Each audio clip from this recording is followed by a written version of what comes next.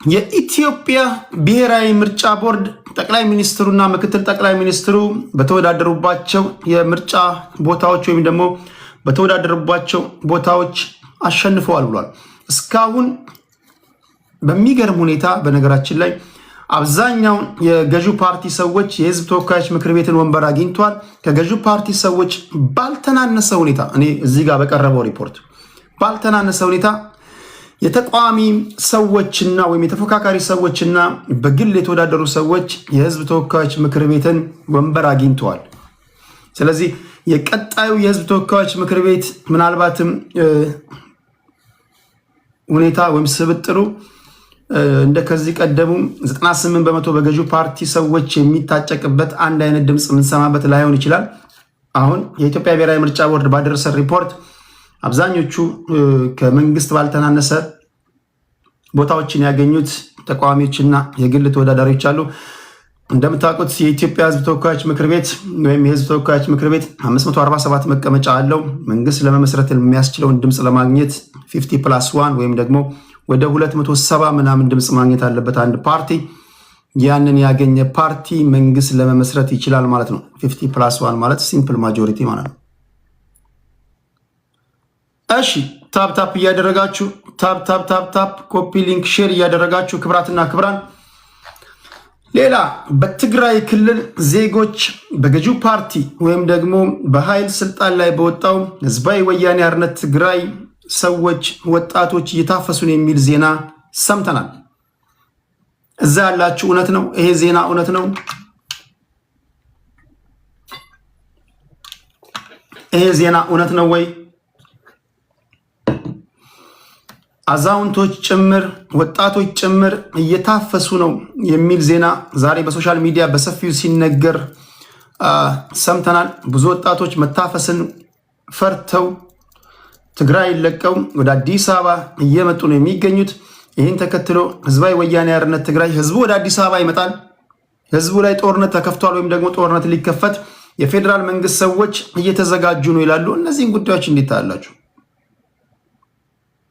ብዙ ጊዜ የብሔር ፖለቲካ አቀንቃኞች እኛና እነሱ የሚል ትርክት ነው በህይወት ሊያኖራቸው የሚችለው። የምታላክኩበትን ካጣችሁ ወይም ደግሞ የምታማኙበትን ካጣችሁ፣ በነገራችን ላይ የብሔር ፖለቲካ በእግሩ አይቆምም። የብሔር ፖለቲካ ሁልጊዜ ጠላት ይፈልጋል። ዛሷ የብሔር ፖለቲካ አራማጆች ከኔ ቤት ውጭ ሌላ ቦታ ላይ እርስ በርሳቸው ሲቀመጡ ጦር ሜዳ ውስጥ የሚገቡት ልክ ነው? ልክ አይደለም? ጦር ሜዳ ይገባሉ። እኔ ጋር ሲመጡ ግን እንደ አማራ ሆኖ ይመጣሉ፣ እንደ ኦሮሞ ሆኖ ይመጣሉ፣ እንደ ትግራዋይ ሆኖ ይመጣሉ፣ ወይም እንደ ብልጽግና ደጋፊ ሆኖ ይመጡና የሚመልሱላቸው ሰዎች ስላሉ ጀግነው ይወጣሉ ብዙዎቹ። ስለዚህ የጎንዮሽ የሚዋጋቸው ስለማይኖር ፕሮፓጋንዳቸውን ሰርተው ይወጣሉ። ልክ እንደዛው መሬት ላይም ጠላት ካጡ ውዝን በውስጣቸው ይጀምራሉ። ይሄ ሁሉም ጋር አለ። ኦሮሞ ውስጥ አለ፣ አማራ ውስጥ አለ፣ ትግራይ ውስጥ አለ፣ ሁሉም ጋር አለ። ሁሉም ብሔር ውስጥ ሁሉም ብሔርተኛ ብትሰሟቸው አንድ ላይ ብታስቀምጧቸው የጎንዮሽ ይዋጋሉ። ለዛ ነው ከዚህ ሳቤ ወተን ፖለቲካችን ወደ ሀሳብ ፖለቲካ ካልመጣ የብሔር ፖለቲካ ብርድ ልብስ ነው የሚባለው። ለዚህ ነው በነገራችን ላይ ብሔሩን የሚወድ ሰው ብሔርተኛ ይሆናል። ንግግር ገብቷቸዋል። ብሔሩን የሚወድ ሰው የብሔር ፖለቲካ አያቀነቅንም። ለምን መሰላችሁ? አልገባችሁም? ንግግሬ አብዛኞቻችሁ ብሔርተኛ የሆናችሁት ብሔራችሁን ስለምጠሉ እኮ ነው። ወዳችሁ አይደለም። ለምን መሰላችሁ? የብሔር ጉዳይ የሚያልቅ አይደለም። ብሔሩን የሚወድ ሰው ወደ ሀሳብ ፖለቲካ ነው መምጣት ያለብን ብሎ ነው የሚያቀነቅነው። ለምን? ብሔሩ እንዳይጠፋበት። የብሔር ፖለቲካ እናንተን ሳያጠፋ የሚቆም ነገር አይደለም። ለምሳሌ እንደ ማንኪያ ነገር ወይ ሌሎቻችሁን አልጥራ እንደ ማንኪያ ብሔር ታግዬ የማንኪያን ብሔር ጥያቄ ባስመልስ፣ ለምሳሌ ክልል ብሆን በማንኪያ ብሔር ውስጥ ሌሎች ጎሳዎች አሉ። የጎሳዬ የብሔርን ጥያቄ ሳስመልስ የጎሳዬ ይጀምራል። ወይ በሌላ አባባል እንደ ብሔር የታግዬ የሆነ የስልጣን ጥያቄ ካስመለስኩኝ ያ ስልጣን ሲከፋፈል በውስጥ ያሉ ጎሳዎች ወይ ጎጦች በአግባቡ ለኛ ስልጣን ዲስትሪቢዩት አልሆነም ብለው ትግል ይጀምራሉ። ገብቷችኋል? ታስዋይ ብሔራችሁን የምትወዱ ከሆነ ቶሎ ብላችሁ ከብሔር ፖለቲካ መውጣት አለባችሁ። ብሔርተኞች የወጣችሁበት ብሔር ቁጥር 1 ጠላቶች ናችሁ ብለው ለዛ ነው። በዚህ የሚከራከር ካለ ቀኑ ሙሉ መከራከር እንችላለን። እርግጠኛ ሆኜ እነግራችኋለሁ፣ አሳምናችኋለሁ። በጣም በምሳሌ እነግራችኋለሁ። የብሔር ፖለቲካ ብርድ ልብስ ነው። ይተለተላል፣ ይተለተላል፣ ይተለተላል። አንተን ሳይጨርስ አያልቅም። ውሸቴን ነው፣ ውሸቴን ነው። አንተን ሳይጨርስ አያልቅም የብሔር ፖለቲካ። ብሔርተኞች ከሆናችሁ ብሔራችሁን የምትወዱ ግን ከሆነ ፖለቲካው ወደ ሀሳብ ፖለቲካ እንዲመጣ ነው መታገል ያለባችሁ። ለማንኛውም እነዚህና በመሰል ጉዳዮች እናወራለን ለማለት ያህል ነው። ሁላችሁንም ሰላም ልበላችሁ። እዚህ ዩቲዩብ ላይ ያላችሁ ከአንድ ሰው በስተቀር ያስወጣ ነው የለም። ያም አንድ ሰው በተደጋጋሚ እናንተን ሲያውቅ ስላገኘን ነው። እዚህ ሰላም ብያለሁ። አሌክስ በድጋሚ ሰላም ብያለሁ። እወድሻለሁ ሰላም ብያለሁ። ሊያ ሰላም ብያለሁ። መቅደስ ሰላም ብያለሁ። ዚዚ ዮሴፍ አስውድ ሰላም ብያለሁ። ዛሬ ዘግይቻለሁ፣ ከልብ ይቅርታ ጠይቃለሁ። ተስፋዬ ሰላም ብያለሁ። ከጽንፍ የነጻ ሰላም ብያለሁ። እነዚህ የዘውትር አድማጮቼ ናቸው። አሸናፊ ከፌስቡክ የመጣ ነው፣ ሰላም ብያለሁ። ቤን ሰላም ብያለሁ። ሰርዶ ሰላም ብያለሁ። ሸካ ሰላም ብያለሁ። ኬት ነው የምታደምጡኝ? እግረ መንገዳችሁን አካባቢያችሁን እየነገራችሁኝ። ሀረግዬ ሰላም ብያለሁ። ኤርሚያ ሰላም ብያለሁ። እናቷ ሰላም ብያለሁ። እዚህ እንዴት ናችሁ? ሀጎስ ብሔር መውደድ አይደለም ችግሩ፣ የሌላ ብሔር መጥላት ነው። ዛትስ ዋይ ብሔርተኛ ስትሆን አውቶማቲካሊ እሳቤው ራሱ የሌላ ብሔር እንድጠላ ያደርግሃል። ምንም ነው ብሔርተኛ እኮ የምትሆነው እኮ ቢኮዝ ኦፍ ሌላ ብሔርተኛ ያንተን ብሔር ለማደራጀት ሌላውን ብሔር እንደ ጠላት እንድትቆጠር ነው ኦፒኒየን ሊደሮች የሚነግሩ። ለዛ ነው ከዛ ወጣ እኮ ምንለው። ሃውስ ኦፍ ዊዝደም ፍሮም ራሽያ ካጎቴ ሀገር።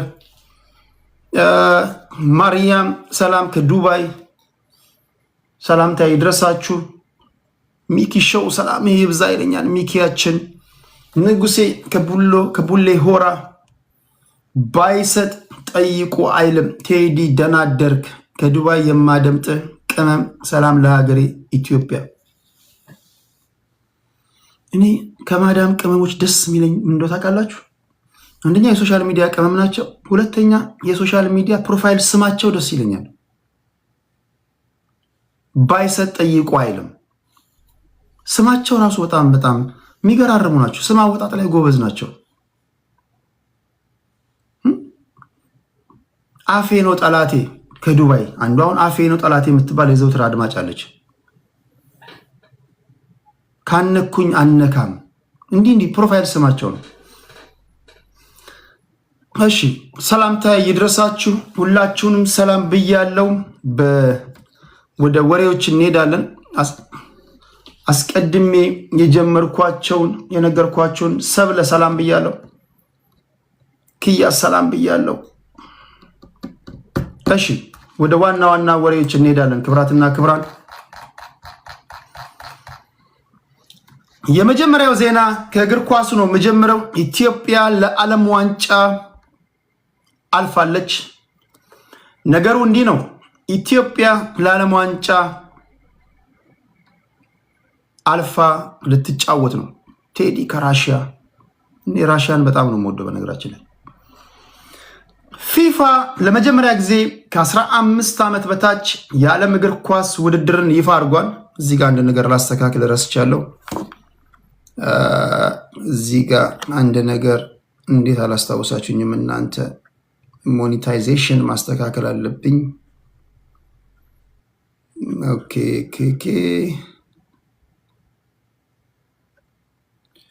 አንቺን ነው ሰማሾይ ንገሪ ታፈቅሪኛለሽ ወይ? ሰላምታ ይድረሳችሁ። ወደፊት አንድ ሙዚቃ የመልቀቅ እቅድ አለኝ። በእናታችሁ ወደፊት አንድ ሲንግል መልቀቅ ፈልጋለሁ። ለዛ ነው የምንለማመደው። ይህ ህዝብ እንደሆነ ይሰማል። ምን ችግር አለው? እሺ ወደ ወሬ ስመጣ ፊፋ ለመጀመሪያ ጊዜ ከ15 ዓመት በታች የዓለም እግር ኳስ ውድድርን ይፋ አድርጓል። የመክፈቻ ዝግጅቱ በ2026 በአሜሪካ በወንዶች የሚጀመር ሲሆን በ2027 በሴቶች ቀጥሎ በ2028 ደግሞ ለወንዶችም ለሴቶችም ዓመታዊ መርሃ ግብር ይኖረዋል ብሏል ፊፋ። አዲስ የውድድር መርሃ ግብር ነው። አገምተን ነበር። አዲስ ህግ ካልወጣ በስተቀር እንዴት ልናልፍ እንችላለን ብትሉ አልፈርድባችሁም። ፊፋ በተጨማሪ ውድድሩ በትናንሽ ሜዳዎችና በአጫጭር የጨዋታ ሰዓት ነው የሚደረገው ብሏል። በ7 እየሆኑ እንዲሁም በ9 እየሆኑ የሚጫወቱበት ጨዋታ ነው። ሁሉንም 211 የፊፋ አባል ሀገራትን ያሳተፈ በመሆኑ ኢትዮጵያ ወይም የኢትዮጵያ ብሔራዊ ቡድን በውድድሩ እንደሚካፈል ታውቋል ማለት ነው። ይህ ውድድር በጥቅምት 2026 በሀገር አሜሪካ ይጀመራል ተብሏል። U15 ማለት ነው፣ አንደር 15። ይህ ታሪካዊ የፊፋ ውሳኔ እግር ኳስን በመጠቀም ውይይትን፣ አንድነትን፣ እርስ በርስን መረዳዳትን፣ መስፋፋትንና ለወጣቶች እግር ኳስ ተጫዋቾች ደግሞ ምቹ ኢንቫይሮንመንት መፍጠርን ተቀዳሚ ዓላማው ያደረገ ነው ተብሏል። ከጥቅምት 13 እስከ 21 ቀን 2019 ዓ.ም ወይም 23 እና 31 ኦክቶበር 2026 በአሜሪካ ውድድሩ ይዘጋጃል ተብሏል። የኢትዮጵያ ብሔራዊ ቡድን ከ15 ዓመት በታች ለመጀመሪያ ጊዜ ሀገራችን በዓለም ዋንጫ ትሳተፋለች ማለት ነው። ማጣሪያ የለም። ለዛ ነው ሰተት ብለን የገባ ነው። ስለዚህ ኢትዮጵያ ለዓለም ዋንጫ አልፋለች፣ ትጫወታለች ሲባል በዚህ ምክንያት ነው። እንኳን ደስ አለን አትሉ ማለት እንኳን ደስ አለን የሚል የለም እንዴ?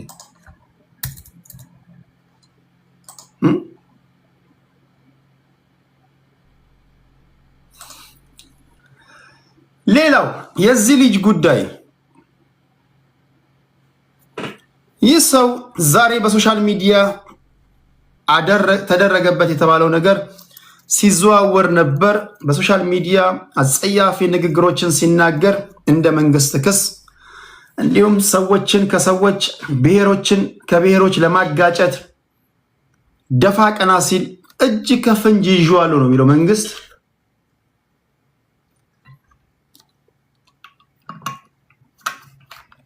እኔ ካለ ዛሬ አላየሁትም። ምናልባት የምታውቁት ሊሆን ይችላል፣ አላውቅም። ይሄ ልጅ በአጭሩ በማህበራዊ ሚዲያ የጥላቻ መልእክትና ሐሰተኛ መረጃዎችን ሲያሰራጭ ነው የተያዘ ነው የተባለው።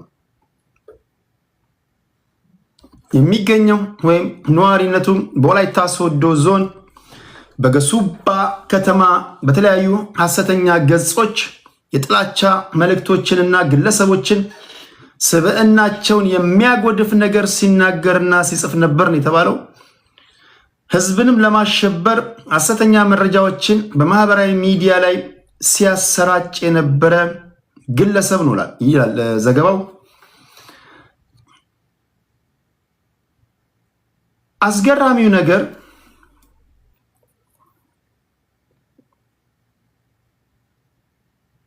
ተከሳሹ የከተማ መንግስት የሥራ ኃላፊዎችንና ይላል ባለሙያዎችን በህዝቡ ዘንድ አመኔታ እንዳይኖራቸው ለማድረግ ሲሰራ ቆይቷል ይላል የመንግስት ዘገባ።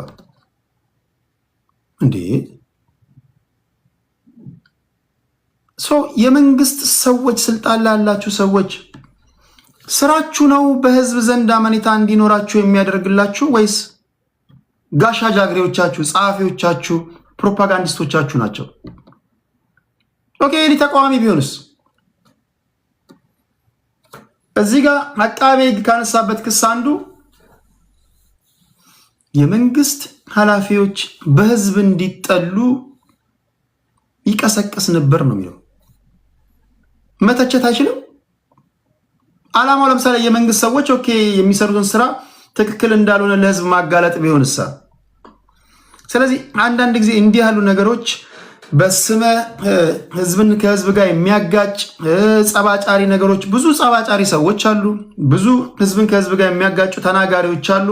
መንግስት ውስጥም አሉ፣ የመንግስት ደጋፊ ነው። ነገር ግን የተቻችሁን ሁሉ ህዝብን ከህዝብ ለማጋጨት፣ ሽብር ለመንዛት፣ ጥላቻ ንግግር እያሉ ማሰር ምናልባትም የሀሳብ ነፃነትን ማፈን ነው የሚሆነው። ልክ ነው? ልክ አይደለም? ተቹን ትላላችሁ። የሚተቹ ደግሞ ሰዎች ሲመጡ እኛ በህዝብ ዘንድ አመኔታ እንዳይኖረን እኛን በህዝብ ለማስጠላት፣ ሲጀመር እኛን በህዝብ ዘንድ አመኔታ እንዳይኖረን የሚል ክስ እንዴት ያለ ነገር ነው ጎበዝ? በህዝብ ዘንድ አመኔታ እንዲኖራችሁ የሚያደርጋችሁ ስራችሁ ነው እንጂ ሰዎች የሚሰጧችሁ ምስክርነት መሆን የለበትም። በራስ መተማመን ካላችሁ ማንኛውም ግለሰብ እናንተ እኮ የመንግስት ሰዎች፣ እናንተ የህዝብ አገልጋይ ናችሁ። የህዝብ አገልጋይ ናችሁ። ዜጎች በማንኛውም ሰዓት ቢሮክራሲው ካናደዳቸው፣ የመንግስት ሰዎች በሰዓት ስራ አትገቡም ብለው ካመኑ፣ ዝርክርክነት አለ፣ ሙሰኞች ናችሁ፣ የመንግስትን ሰዓትና ገንዘብ ታባክናላችሁ ብለው ካመኑ መናገር መብታቸው የተጠበቀ ነው። ይህንን ወስዶ ግን እኛ በህዝብ ዘንድ እንዳንወደድ ብሎ ክስ ማቅረብ አስገራሚ ነው። ዛሬ በሶሻል ሚዲያ በሰፊው መነጋገሪያ የሆነው የዚህ ልጅ ጉዳይ ነው። ሰኔ 8 ቀን 2018 ዓ.ም በዋለው ችሎት ይህ ተከሳሽ ጸጋው ቶማስ ይባላል ጥፋተኛ ሆኖ ተገኝቷል ተብሎ በ9 ወር እስራት እንዲቀጣ ፍርድ ቤት ውሳኔ ያስተላልፉበታል። ይሄ እዚህ ጋር የምታዩት የ9 ወር እስራት ተበይኖበታል። እምገርም እምደንቅ ታሪክ እኮ ነው። እሺ ላይክ፣ ሼር፣ ሰብስክራይብ እያደረጋችሁ ዩቲዩብ ላይ ያላችሁ፣ ቲክቶክ ላይ ያላችሁ ታፕ ታፕ እያደረጋችሁ እሺ ይሄ ነው። ሌላው የዚህ ሴት ጉዳይ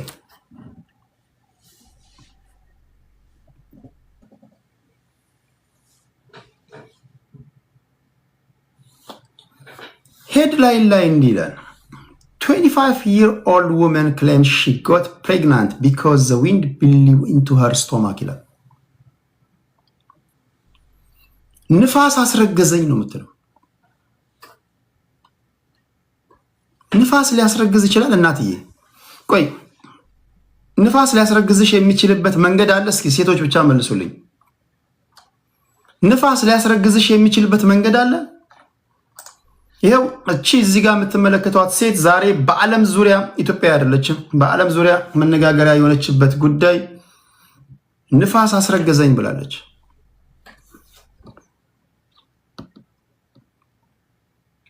ውሽማዋ ላለመናገር ነው።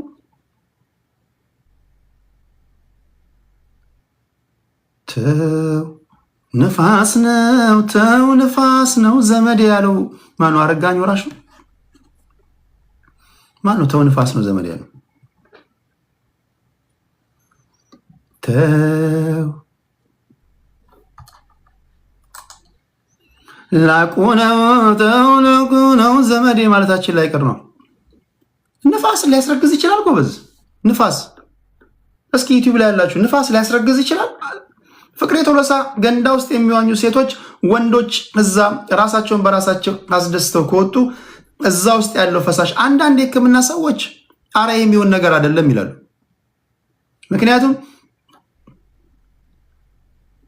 እስኪ የሕክምና ሰዎች ካላችሁ ወንዶች ገንዳ ውስጥ የሆነ ነገር አንጠባጥበው ከወጡ እና እናንተ ገብታችሁ ከወጣችሁ ሴቶች ስትዋኙ ያ ነገር ወደ ውስጣችሁ ቢገባ ልታረግዙ ትችላላችሁ ወይ?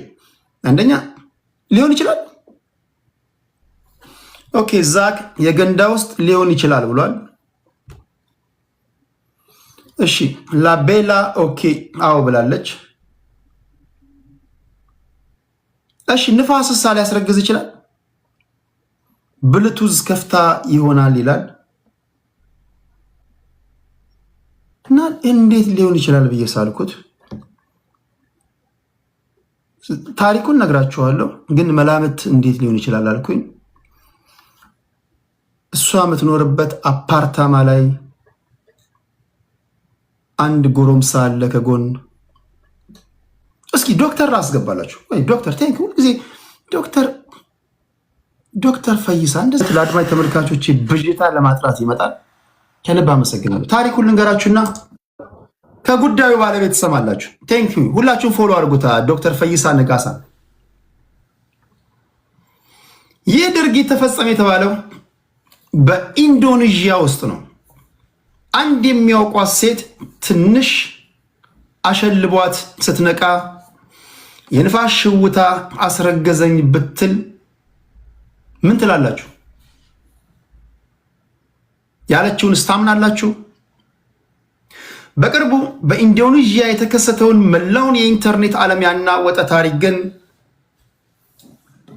የዓለምን ሕዝብ ያነጋገረ ነው።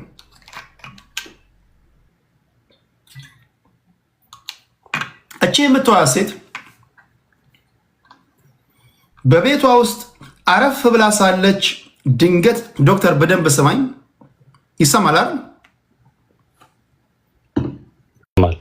እሺ ዶክተር፣ አንዲት ሴት በቤቷ ውስጥ አረፍ ብላ ሳለች ድንገት ኃይለኛ ነፋስ ወደ ማህፀኗ እንደገባና ወዲያውኑ እንደጸነሰ ተናግራለች። እርግጠኛ ነሽ ነፋስ ነው? ከሲታ ወንድ እንዳይሆን ማይታይ። ይህ ዜና በማህበራዊ ሚዲያዎች ላይ እንደ ሰደድ እሳት ሲሰራጭ በሚሊዮን የሚቆጠሩ ሰዎች ግራ ከመጋባታቸው የተነሳ እንዴት ሊሆን ይችላል ብሎ ጠይቀዋል።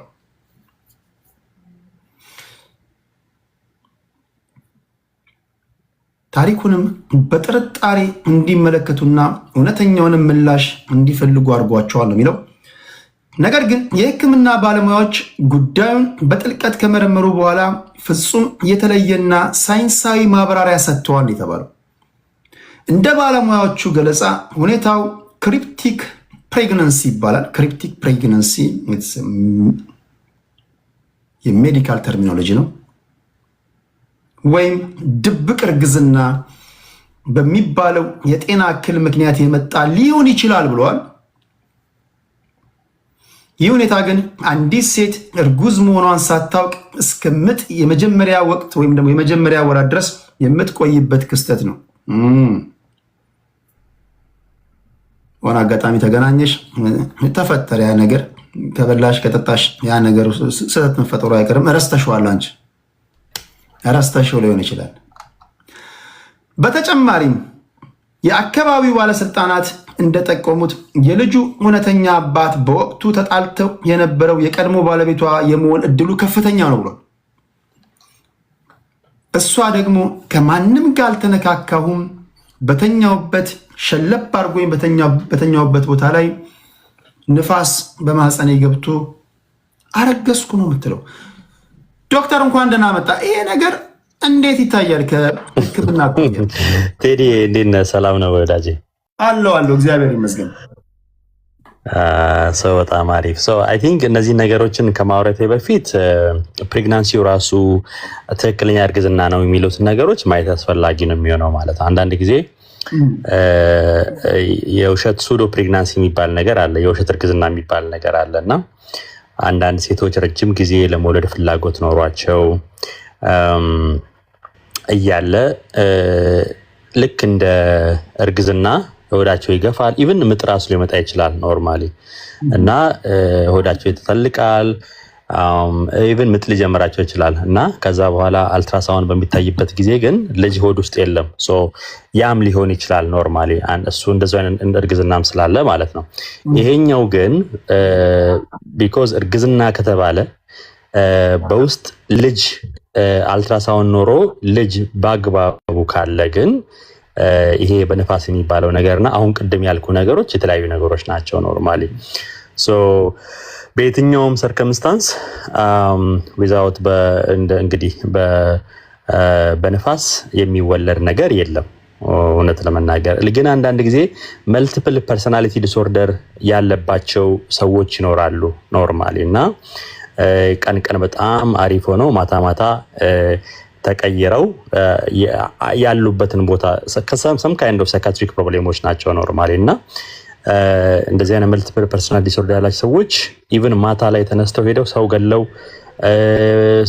በተለይ ደግሞ ቅርብ አካባቢ ካለ ሴክሹዋል ኢንተርኮርስ አድርገው መተው ተመልሰው ተኝተው ግን ያንን ነገር አያስታውሱትም ኖርማሊ ሶ እነሱ የሚያስቡት በኖርማል አእምሯቸው ሲያስቡት ከማንም አላረገዙም ያው በንፋስ ነው ያረገዙት ማለት ነው ኖርማሊ ግን ደግሞ በሌላኛው ፐርሰናሊቲ ዲስኦርደራቸው ደግሞ ማታ ሄደው ሴክሹዋሊ አክቲቭ ሆነው አድርገው መተው ይሆናል ኖርማሊ እና ሳይንቲፊካሊ ሁለት አይነት ኤክስፕላኔሽን ያለው ማለት ነው አንድም በማህፀኗ ውስጥ ትክክለኛ የሆነ ጽንስ ካለ ይሄ ነው የሚሆነው ማለት ግን አንዳንዴ ጽንስ ሳይኖር የውሸት እርግዝናም ሊፈጠር ይችላል ማለት ነው ኖርማሊ ስለዚህ ግን ልጅ ካለ ግን ባይዘው እርግዝና ሲባል ሆዱ የተነፋ ሰው እንዳለ እርጉዝ ነው ማለት አይደለም ኖርማሊ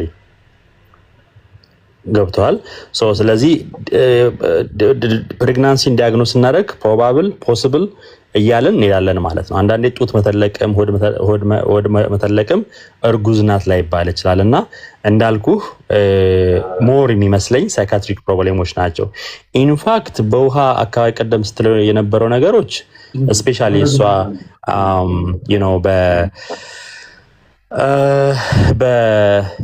ሴቶች በወር አበባ ጊዜያቸው የማህፀናቸው ፈሳሽ በጣም ስሊፐሪ ይሆናል ኖርማሊ ያው ፍሉድ ቼንጅ ይኖራል በዛ አካባቢ ላይ ኤኒ ስፐርም ኮንታክት ካለ ሊፈጠር ይችላል ግን ኢትስ ሌስ ላይክሊ ነው የሚሆነው ግን ስፔሲፊካሊ ችኛዋ ሴት የሚመስለኝ ሰም ካይንድ ኦፍ ሳይካትሪክ ዲስኦርደር ይመስለኛል ቴዲ ሌላ ኤክስፕላኔሽን የለውም ጄኒውን የሆነ ሆዷ ውስጥ ልጅ ካለ ማለት ነው ኖርማል ግን ቆይ የገንዳውን ፕሮፌሰር ፍቅሬ ቶሎሳ ናቸው አስታውሳለሁ የዛሬ 6-7 ዓመት ፌስቡክ ላይ በጣም ስንከራከርበት ነበርና አንዲት ሴት ገንዳ ውስጥ ገብታ ከወጣች በኋላ እንደውም ጽፈውታል 6 ነው 5 ሴቶች ተገላገለች እና ሲጠና ከማንም ጋር ግንኙነት አልፈጸመችም እሷ የገባችበት የመዋኛ ገንዳ ውስጥ ያው የኛው ፍጥረቶች ተንኮለኞች ነበርን ገንዳ ውስጥና እዛ ጋር አዝረክርከው ሄዱት ነገር ነበር ያ ገብቶ ነው ይላሉ ይሄ ሊሆን ይችላል በእንደዚህ አይነት ሁኔታ እርግዝና ሊፈጠር ይችላል ኢትስ ሌስ ላይክሊ ይኸውልህ እንደ መሰረት ሊፈጠር ይችላል በተለይ የሴቷ ያለችበት የእንትን ጊዜ ይወስነዋል ኖርማሊ ሁሉ ጊዜም አይደለም ብዙ ጊዜ ሴቶች በኦቭሌት በሚያደርጉበት ጊዜ ላይ የማህፀናቸው ፍሉድ በጣም ስሊፐሪ ይሆናል ደግሞም በዛ አካባቢ ላይ የወንድ ዘር ካለ ፖሲብሊ ሊኖር ይችላል ግን ኢትስ ሌስ ላይክሊ ቴዲ ቢኮዝ አስበው ኖርማሊ ስፐርም ሴል ዋኝቶ ሄዶ ከበዛ ላይ የውስጥ ልብስ ታደርጋለች ያንን ሾልኮ ሄዶ ሶ ኢትስ ሌስ ላይክሊ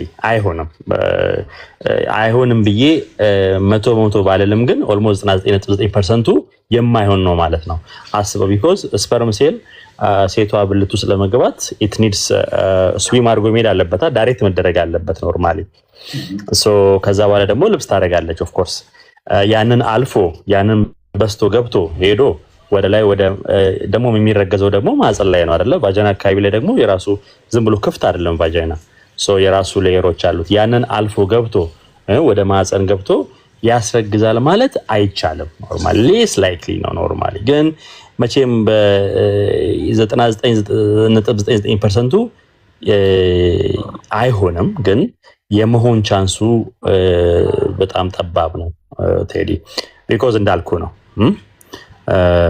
ይፈልጋል ዶክተር በመጨረሻ የምትለው ነገር ከሌለ ከልብ ነው ማመሰግነው መጨረሻ ነገር የምለው ስፔሻሊ በተለይ ውፍረት ለመቀነስ የሚወሰዱ ሜዲኬሽኖች ላይ አንድ ፕሮግራም ብትይዝልኝ ደስ ይለኛል ቢኮዝ እነዚህ ውፍረት ለመቀነስ የሚወሰዱ ሜዲኬሽኖች በጣም ብዙ ሰዎችን የጎዱም ስለሆነ በአግባቡም እየተወሰደ ስላልሆነ በአግባቡ ፎሎአፕ ስለሌለው ብዙ ሰዎችን ለአይን መጥፋት፣ ለአይን መታወር ብሎም ደግሞ ለድንገተኛ ሞት እያጋለጠም ስለሆነ እዛ ነገር ላይ የተወሰነ ነገር ብል ደስ ይለኛል። በተለይ ዘመን አመጣሹ መርፌ እንደዚህ ኦዘንቢክ የሚባሉ GLP-1 አጎኒስት የሚባሉ ሰዎች አሉ። ሌፍት ኤንድ ራይት በነገራችን ላይ ቴዲ በሚያስደነግጥ ሁኔታ በጣም ብዙ ሴቶች በተለይ ሴቶች እየተጠቀሙት ነው የሚገኙት። ኢቭን ደግሞ ኢትዮጵያ ውስጥ እንገብቷል። በነገራችን ላይ ኢቭን በቲክቶክ ላይ ኑ GLP-1 አጎኒስቶችን እንሰጣቸዋለን ገሌ ይወስዳል የተባለ ማስታወቂያ የተሰራ ብዙ ሰዎች እየወሰዱ ነው እና በዛ ምክንያት ደግሞ በጣም ብዙ ሰዎች ተጎዱ ነው ያሉትና ሊታሰብበት ይገባል። ኖርማሊ ሲጀመር ውፍረት መቀነሻ የሚሰጠው ሜዲኬሽን ሳይድ ኢፌክት አለ ወይ? እንዴትስ ነው ማኔጅ መደረግ ያለበት? ኮምፕሊኬሽኖቹ ምንድናቸው? ባይ ዘ ወይ አኪዩት የሆነ ኮምፕሊኬሽን አለው ቴዲ በነገራችን ላይ በሚያሳዝን ሁኔታ ሰደን ዴዙላ ሊያመጡ ይችላሉ እነዚህ ሜዲኬሽኖች ማለት ነው እና ጥንቃቄ ይፈልጋል። በሚሰጥበት ጊዜ ደግሞ ኤክስፐርቶች ረጅም ጊዜ ኤክስፒሪየንስ ያላቸው ሰዎች ፎሎ የማይደረግ ከሆነ ዝም ብሎ የሚዋጥ ነገር አይደለም። ኖርማሊ ኢት ኢዝ ቬሪ ዴንጀረስ ድራግ ነው። በደንብ ማኔጅ መደረግ አለበት። ካለበለዚያ ግን የብዙ ሰዎችን ህይወትም አደጋ ላይ እያደረሰ ያለ ነገር ስለሆነ ምናልባት ጊዜ ቢኖርህ በዛ ላይ ዲስከስ ብናደርግበት በጣም አስፈላጊ ነው ብዬ አስባለሁ። ቀጠሮ እንይዝና ጊዜ ካለህም ደግሞ አንድ 15 20 ደቂቃ ማውራት ይቻላል። ጊዜ ካለ ከሌለ ሌላ ሴሽን ካለ ያ ፕሮሲድ ማድረግ ይችላል። ሌላ አጀንዳዎች ስላሉ በዚህ ቀጠሮ እንያዝና ነገ ከነገ ወዲያ በሰፊው እናወራለን። እንደውም ከሰማኝ በለው ጋር ማያያዤ የሚባሉ ነገሮች ስላሉ እናወራለን በዛ ጉዳይ። ለምን ይመስላል? ይሁን ሌት ሚ ነው የሚመቸኝ ነገ። እሺ በቃ ወይ ነገ በዚህ ሰዓት በውስጥ ጻፍልኝና አንተ የሚመችን ሰዓት ንገረኝ። አንተ መቼ ነው የሚመችን? እኔ ቻይና ነው ያለሁት። ሶ ከዚህ ሰዓት 30 ደቂቃ ቀድሞም ይመቸኛል። ምሳ ሰዓት እኛ ጋር ስለሆነ ፍሪ ነኝ። ሶ ስለዚህ እኔ ሼር ላድርግልህ ልክ ስገባ ማለት ነው። ይሁን በቃ እሺ። ከልብ አመሰግናለሁ ዶክተር። መልካም። እሺ ሁላችሁም ዶክተር ፈይሳን ፎሎ አድርጉት። በእንደዚህ አይነት ጉዳይ ላይ ተደጋጋሚ ጊዜ የጤና ጉዳይ ሲነሳ በጣም ደስ የሚለው ነገር ሁልጊዜ ቶሎ ይመጣል ቀድሞ። ምክንያቱም የጤናው ባለሙያ ስለሆነ እናወራ ወሬ ስለሚመለከተው ሰዎች የተሳሳተ ትንታኔ ውስጥ እንዳይገቡ ሁልጊዜ ቀድሞ ይመጣል። ሙያዊ ትንታኔ ይሰጠናል። ከልብ ነው የማመሰግነው በእናንተ ስም። እንግዲህ ንፋስ አስረገዘኝ ያለችው ይህን ሰምተሽ ደግሞ ከወር እስከ ወር ተኝና ንፋስ አስረገዘኝ በይ። በፍጹም ንፋስ ሊያስረግዝሽ አይችልም። ሰውየውን ረስተሽው ሊሆን ይችላል ወይ አውቀሽ ነው ሊሆን የሚችል። አልሰማም እንዴ ቴዲ ጋር ሲናገር ንፋስ ሊያስረግዝ የሚችልበት እድል አለ እንዳታምን። አንተም ደግሞ የልጁ አባት አንተ ነህ ስትባል እኔ አይደለሁም ንፋስን ያስረገዛት እንዳትል። ይህ አስቸጋሪ ነገር ነው። ክብራትና ክብራን ሰው ሊሆን የሚችልበት እድል በጣም ጠባብ ነው ተብሏል። እንዲሁም ገንዳ ውስጥም በጣም ጠባብ ነው የመሆን እድሉ ተብሏል። ሌላ ምክንያት መፍጠር ነው። እሺ ሌላው ከጋዜጠኛ ሳልሳዊት ባይነሳኝ ይመር ጋር የተያያዘ ነው። ክብራትና ክብራን እቺ ጋዜጠኛ ዋልታ ላይ የሰራች ናት፣ ፋና ላይ የሰራች ናት። ኢትዮጵያ ውስጥ አሉ የተባሉ ፖለቲከኞችን፣ ሚኒስትሮችን ኢንተርቪው ያደረገች ናት።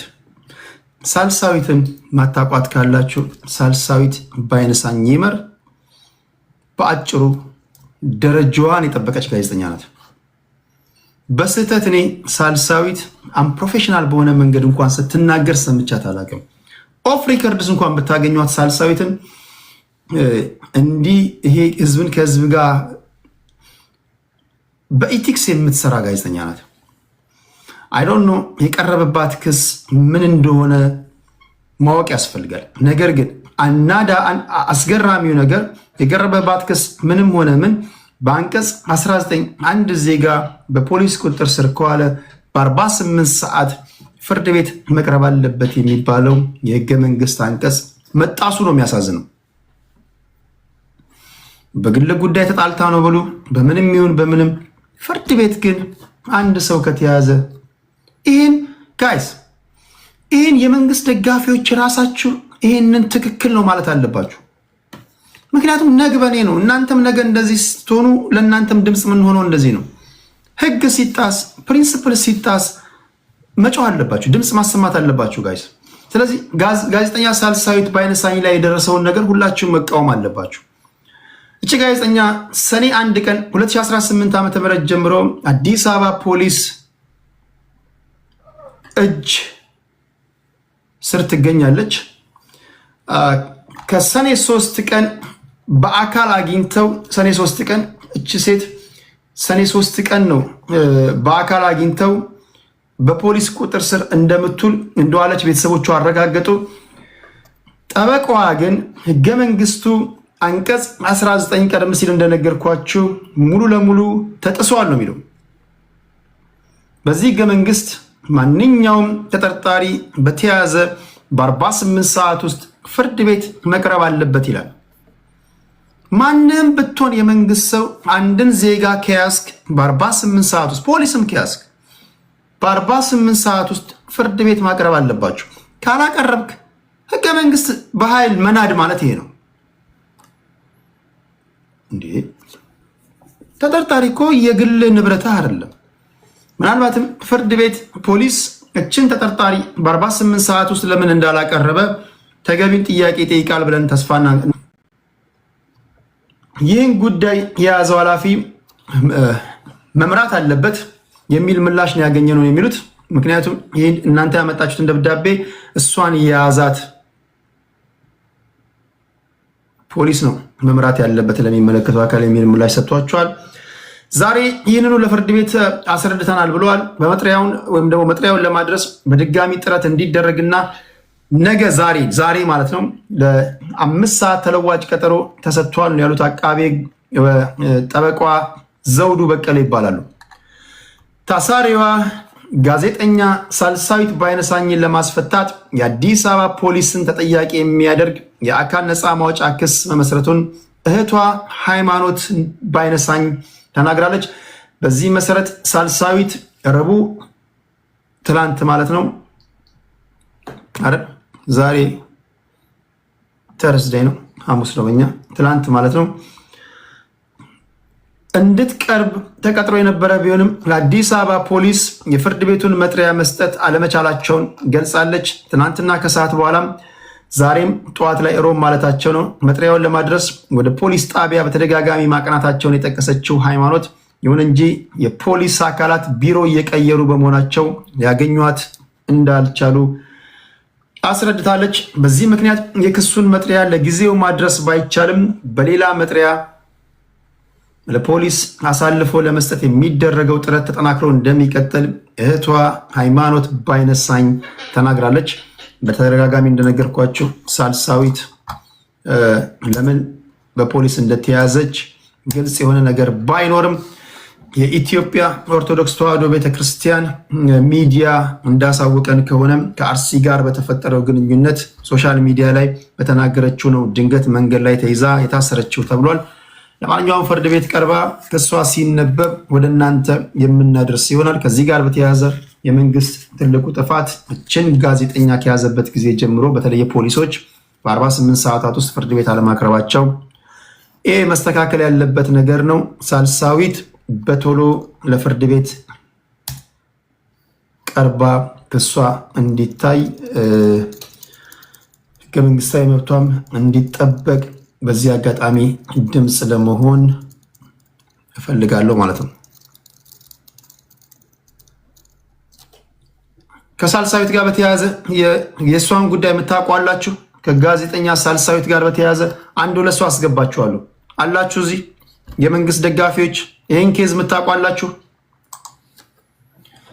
ፕሊስ ሪኩዌስት ትልኩ። ስፔሲፊካሊ ይህን ኬዝ የምታውቅ መሆን አለበት። ዝም ብለህ በመንግስት ደጋፊነት ሪኩዌስት ልከህ ትመጣለህ። አይ መንግስቴ አንድ ነገር ሳያጣራ አስርም እንዳትለኝ። ስፔሲፊካሊ ሳልሳዊትን ታውቃታለህ? የታሰረችበትን ምክንያት ታውቃላችሁ? ከሆነ አስገባችኋለሁ አላችሁ። አንዳንድ ቁጥር ጻፉልኝ።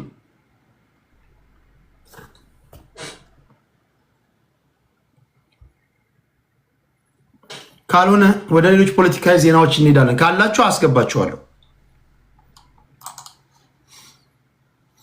የኢትዮጵያ ብሔራዊ ምርጫ ቦርድ 7ኛ ዙር ሀገራዊ ምርጫ ላይ የተደረጉ ወይም ደግሞ የተገኙ ነጥቦችን፣ ውጤቶችን ይፋ ማድረግ ጀምሯል። ከዚህ ጋር በተያያዘ የገዢው ፓርቲ ሰዎች እየመሩ ነው። እስካሁን ባለው የህዝብ ተወካዮች ምክር ቤት 547 መቀመጫ አለው። በጣም ያስገረመኝ ግን ከዚሁ ጋር በተያያዘ የተቃዋሚ ጎራ ውስጥ ያሉ ፖለቲከኞች የህዝብ ተወካዮች ምክር ቤት ወንበር እያገኙ ነው።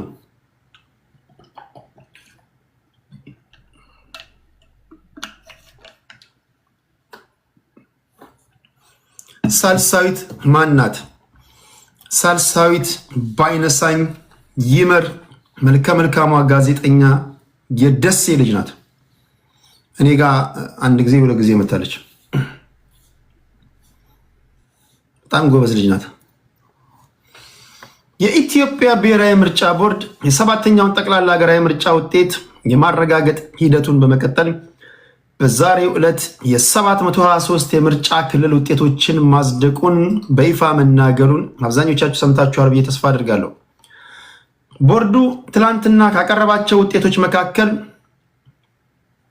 የ40 የህዝብ ተወካዮች ምክር ቤት የፓርላማ ወንበሮችን በዝርዝር የፓርቲዎቹ ክፍፍል የታወቀ ሲሆን 40ውን ወንበሮች ያገኙ ማለት ነው። ገዢው ፓርቲ ከ40ው 21ዱን አግኝቷል። ተቃዋሚዎች 16ቱን አግኝተዋል።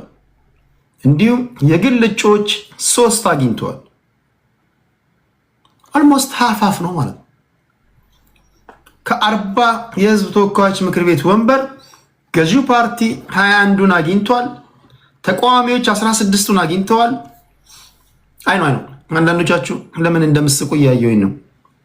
አሁን ቴዲ አሁን ኢዜማ አሁን እንደ ተቃዋሚ ቆጥረህ ሆነው ልትሉኝ ነው ተንኮለኞች። እኔ ዜናውን ነው የምነግርህ። እናንተ እንዴት እንደምታስቡ ኃላፊነት አልወስድም። እንዴት እንደምታስቡ የእናንተ እንትን ነው። ለማንኛውም ትላንትና የውጤት እወጃ ተነግሮ ነበረ።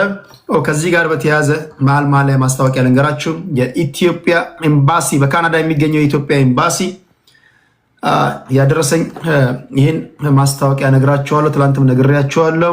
በቶሮንቶና ኪችነር ለምትኖሩ ኢትዮጵያውያንና ትውልደ ኢትዮጵያውያን ክቡር አምባሳደር ቴዎድሮስ ግርማና ሌሎች የሚስዮኑ ዲፕሎማቶች በሀገራችን ባሉ የኢንቨስትመንት እድሎችና ማበረታቻዎች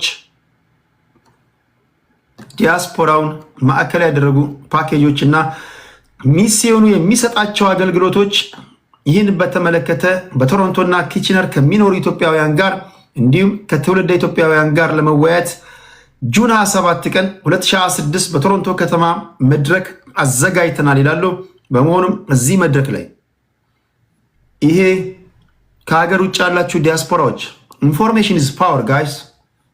ትሰራለህ፣ ገንዘብ ባንክ አለ ወይም ገንዘብ ባንክ የለህም።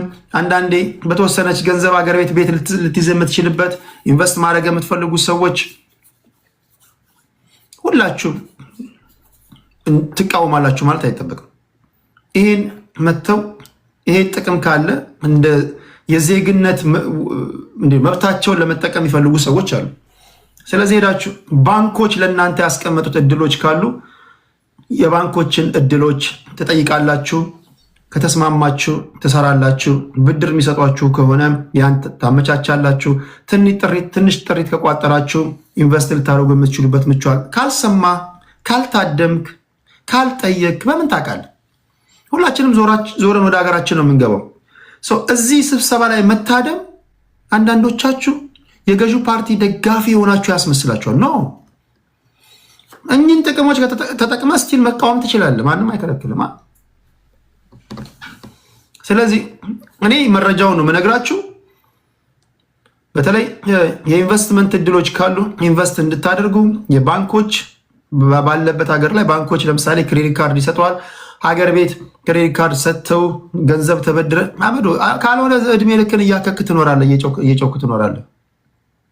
አንተ አትምጣ፣ ንምጣት የሚፈልጉ ብዙዎች አሉ። ከመጡት ትሰማለህ እንዴ? ዘላለምን ሰው ሀገር ልትኖር ነው እንዴ? ኦኬ ፋኖ ስልጣን ላይ ሲወጣ ጥሪት አያስፈልግም? ኦነግስ ቢመጣ ቲፒኤልኤፍስ ቢመጣ? ስለዚህ እኔ እንደኔ ሄዱና ያሉ ኦፖርቹኒቲዎችን ተመልከቱ ነው ምላችሁ። አይ አንሄድም ይለፈኝ ማለት መብታችሁ የተጠበቀ ነው። በነገራችን ላይ ኖ ቴዲ አንሄድም የተወሰነች ብር ሰጥተውን ከትግላችን ሊያደናቅፉን ነው፣ ገብቶናል፣ ኢንቨስት አናደርግም ማለት መብት የተጠበቀ ነው። ለማንኛውም መሄድ ለምትፈልጉ ሰዎች 5400 ወይም ደግሞ 5400 ዲክሲ ሮድ ሚሲሳጋ ትሄዳለህ። ከፈለግ ካልሄድክ የራስህ ጉዳይ። እኔ ማደርገው ነው እያደረኩ ያለሁት። የተቃዋሚ ፓርቲዎችን ማስታወቂያ እነግርሃለሁ። የገዢ ፓርቲ ሰዎችን ማስታወቂያ ሲልኩልኝ እነግርሃለሁ። ከኔ የሚጠበቀው ማስታወቂያ መናገሬ ነው።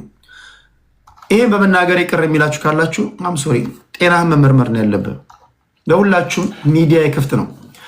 ስለዚህ ለማንኛውም ሂዱና መሄድ እንፈልጋለን ለምትሉ ሰዎች ያሉ ኦፖርቹኒቲዎች ካሉ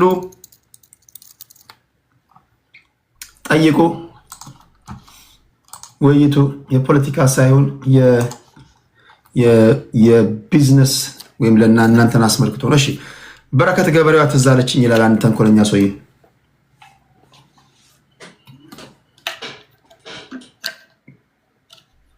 አሁን በረከት ገበሬዋ በነገራችን እግዚአብሔር ምስክሬ፣ እናንተ አሁን እዚህ ባላችሁ ቅልጥፍና ጊዜያችሁን እኮ በማይረባ ነገር ምናምን እያቃጠላችሁ ነው እንጂ አሁን ልክ እንደ በረከት ገበሬዋ እናንተ ማበረታቻ ምናምን ቢሰጧችሁ ዓለምን ትቆጣጠራላችሁ። እናንተ ቀዳዳውን የጠፋባችሁ። አሁን ወንድሜ እዚህ ጋር ላለው ወንድሜ ከወለድ ነፃ ሌትሴይ 100 ሚሊዮን ብር ቢሰጡ ተንቀሳቀስበትና ከወለድ ነፃ መለስ ቢሉ ህይወትን መለወጥ ይከብዳል። እርሻ ውስጥ መግባት፣ ኢንቨስትመንት፣ ፎቆች እያገላበጥክ መሸጥ ምናምን ይከብዳል። ለሌሎች የተሰጠው እድል ማለት ነው። መነሻ ካፒታል ብታገኝ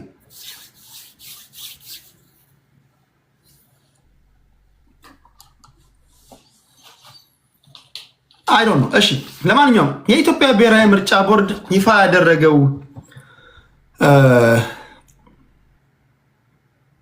ውጤት እስካሁን የ40 የህዝብ ተወካዮች ምክር ቤት ውጤቶች ይፋ ተደርጓል፣ ወይም ወንበሮችን እነማን እንደያዙ ታውቋል። ከዚህ በተጨማሪ አንጋፋው ፖለቲከኛ ዶክተር ዲማ ነገ በግልና አዲስ ትውልድ ፓርቲ አትፓ ፕሬዝዳንት አቶ ሰለሞን ታፈሰ ለህዝብ ተወካዮች ምክር ቤት መመረጣቸው ተረጋግጧል። በአዲስ አበባ የሰላምና ጸጥታ ኃላፊዋ ሊዲያ ግርማ ለክልል ምክር ቤት አብላጫ ድምፅ አግኝተዋል ብሏል። በአማራ ክልል ውጤታቸው ከታወጀው 9 መቀመጫዎች 4ቱ ለብልጽግና፣ 3ቱ ለአብን እና ለነ እፓ ወይም ደግሞ አንድ ለአዴሃ ተሰጥቷል። በኦሮሚያ ከ6 ወንበሮች 3ቱን ብልጽግና አግኝቷል። 2ቱ ለግል እጩዎች፣ 1ዱ ለአትፓ። እሺ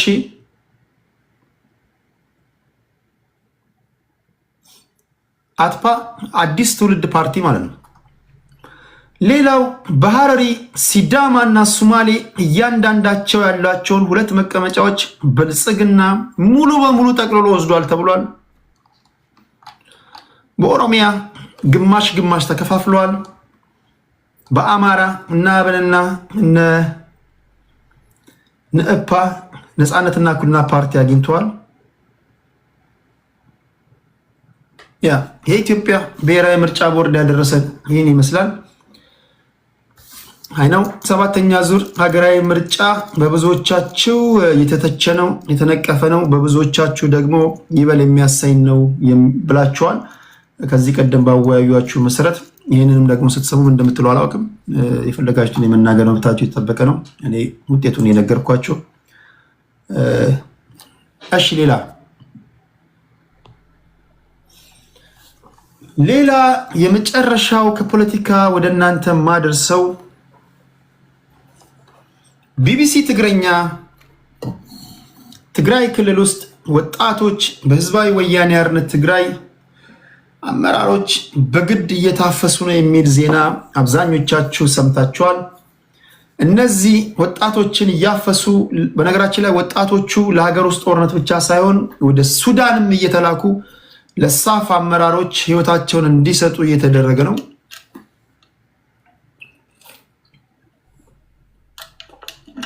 ለሱዳን አርሚ ፎርስ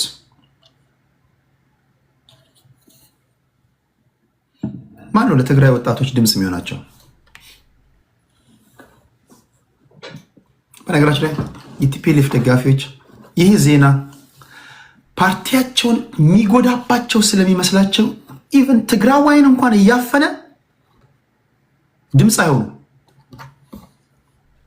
አብዛኞቹ ትግራዋይ ድምፅ ሲሆኑ አይቻሉ። ዛሬ ሶሻል ሚዲያ ላይ ሲናገሩ አይቻለሁ። አብዛኞቹ ግን ውሸት ነው ውሸት ነው ውሸት ነው እያሉ ነው የዋሉት። እኔ ትግራይ መቀሌ ውስጥ የሚኖሩ ብዙ ጓደኞች አሉኝ። አስፈላጊ ከሆነ እዚህ ጋር ማውል አስገባላችሁ እችላለሁ። የምታውቋቸው ፖለቲከኞች አብዛኞቹ አፈናንና ጦርነትን ፈርተው ወደ አዲስ አበባ የተሰደዱ እየመጡ ነው። አልሰማችሁም? ግንቦት 17 2018 ዓ.ም በአብይ አዲ ከተማ አቅራቢያ በሚገኙ ሁለት የወርቅ ማዕድን ማውጫዎች አባግባና ሩሃዝ የተባሉ ቦታዎች ላይ የትግራይ ኃይሎች አርሚ 60 አባላትና ፊታቸውን የሸፈኑ ታጣቂዎች፣ እነዚህ ፊታቸውን የሸፈኑ ታጣቂዎች እነማን እንደሆኑ አላውቅም፣ ከ700 በላይ ሰዎችን አፍሷል ይላል ቢቢሲ። ትግረኛ ነው የሚናገረው።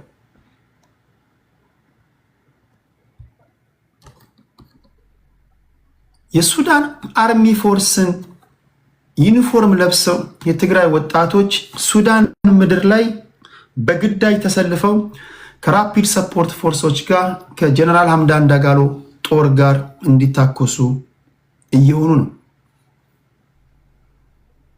አሁንም ከፌዴራል መንግስቱ ጋር የፌዴራል መንግስቱ በኃይል ሊወረን ነው፣ ጦርነት ሊከፍት ነው በሚል የቲፒኤልኤፍ ሰዎች ወጣቶችን፣ አዛውንቶችን እያፈሱ እንደሆነ የተናገረው ቢቢሲ ትግረኛ ነው።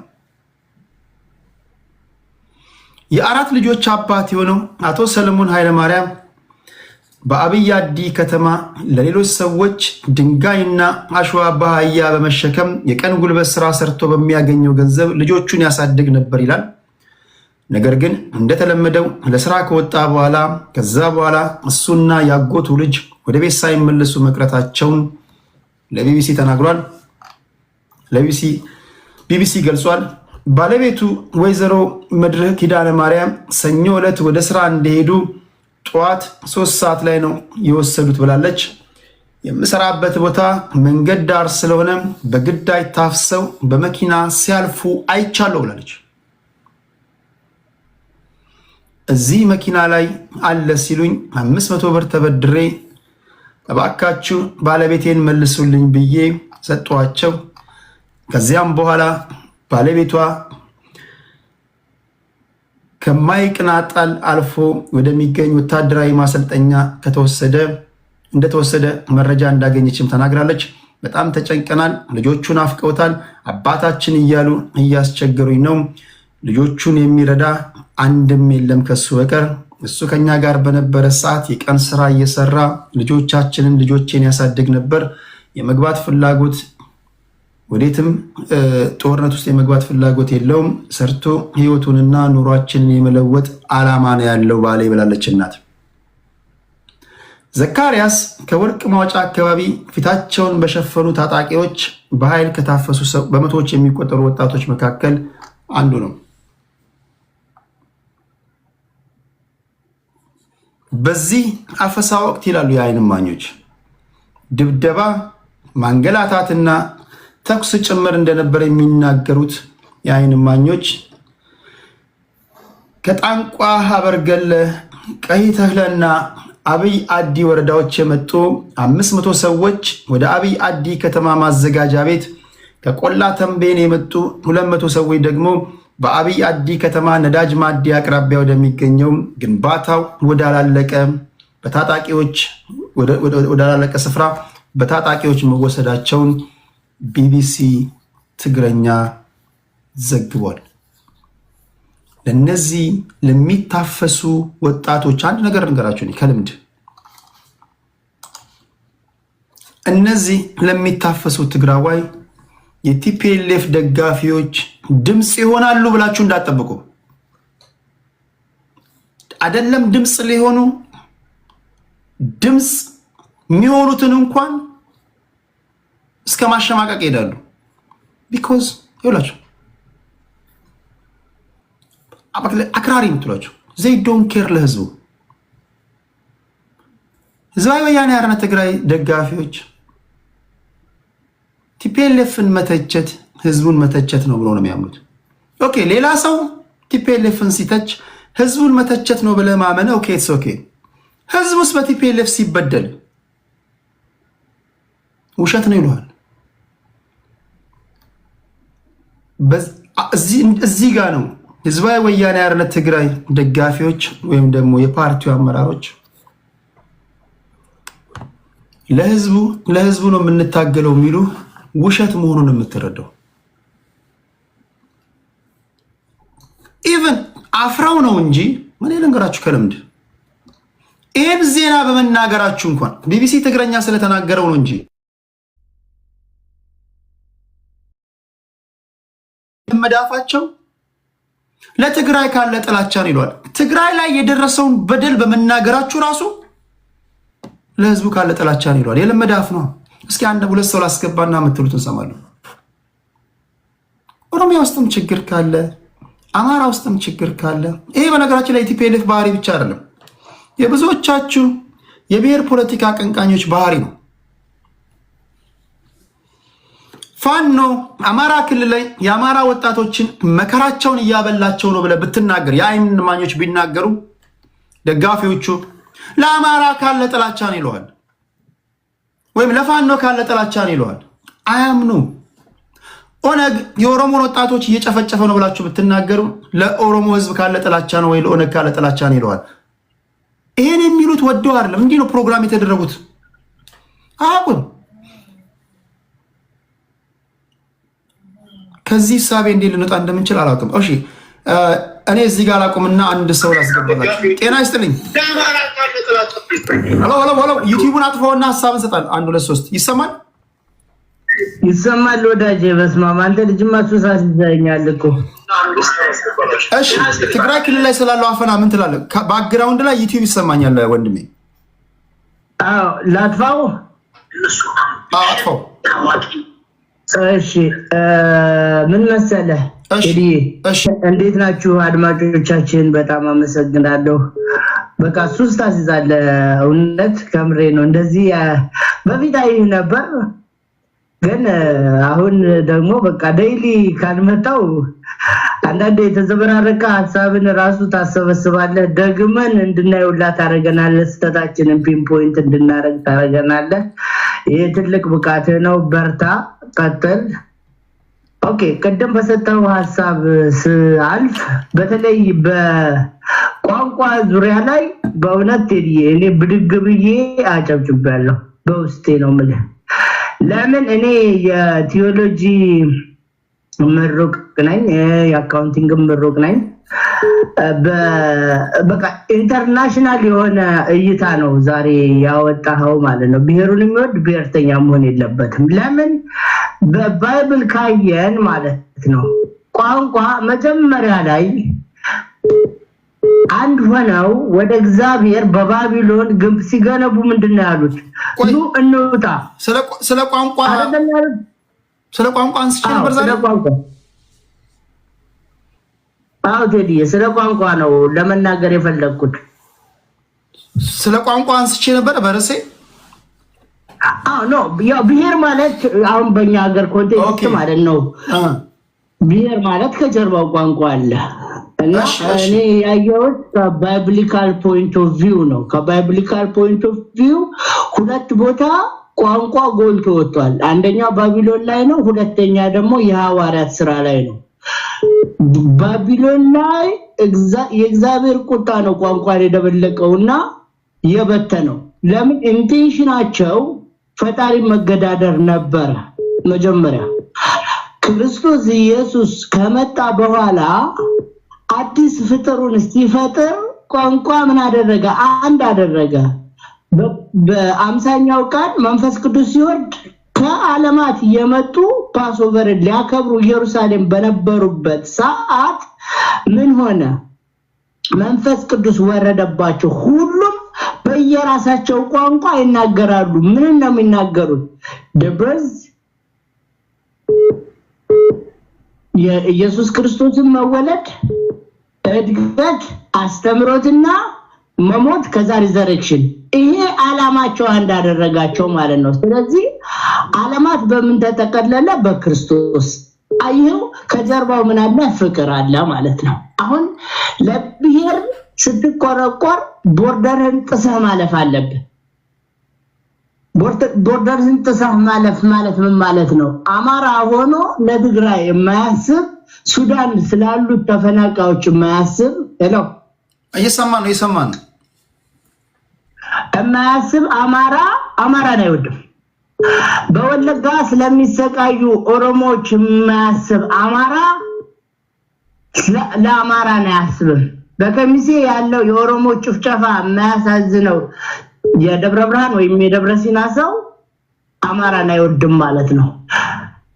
ለምን? ሄዶ አሁን ለምሳሌ ባለፈው የተነጋገርነውን አይተን እንደሆነ ቴዲዬ ኢህአዲግ ነው ብዬ እንዳመንኩ ባለፈው ነገር ያለው የሀገራችን ስብስብ ችግር ከህወሓት መሩ ወደ ኦህዴድ መሩ ሲቀየር ደስም ነው።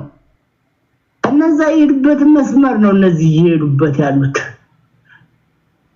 ምንድነው? ሄዶ ቅርጹ ነው የብሔር ፖለቲካ ቅርጹ አሁን ያለው ነው። እነዚህ ማኒፌስቴሽኖች ሁላ ሊመጡ ግድ ነው። ስለዚህ ምንድነው ማድረግ ያለብን? መፍትሄው ምንድነው ቴዲ? መፍትሄው ላይ ስንመጣ ማለት ነው ሀገራዊ የሆነ አዲስ ራዕይ፣ አዲስ እሳቤ፣ አዲስ አስተሳሰብ ብሔር ተሻጋሪ የሆነ አማራ ሆኖ ለትግራይ፣ አማራ ሆኖ ለአገው፣ አማራ ሆኖ ለአርጎባ፣ አማራ ሆኖ ለአፋር፣ አማራ ሆኖ ለሶማሌ የሚቆረቆር ከዛም እንደዚህ በዓላማ አንድ የሆነ ትውልድ ወደዛ እንመጣለን። ወይዬ ይቅርታ ወደዛ እንመጣለን። ትግራይ ክልል ላይ ስላለው የወጣቶች አፈሳ ምን ትላለህ? ትግራይ ክልል ላይ ስላለው የወጣቶች አፈሳ እጅግ አሳዛኝ ነው። በጣም ነው የምቃወመው።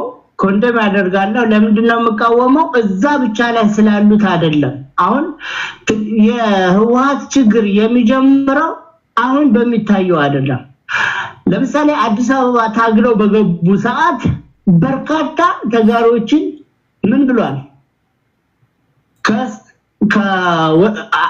ምንድነው ከወታደሩ ቤት አስወጥቷል። የኢትዮጵያን ወታደር እንዳ ሌኦፍ እንዳደረገ ሁላ በርካታ ታጋዮች መጥተው አብረዋቸው ታግለው አዲስ አበባ ቤተመንግስት ሲደርሱ ምን አድርገዋል? አንፈልጋችሁም ብለዋል። ብዙዎቹ ሴተኛ አዳሪ ሆነዋል። ብዙ ችግር ደርሶባቸዋል።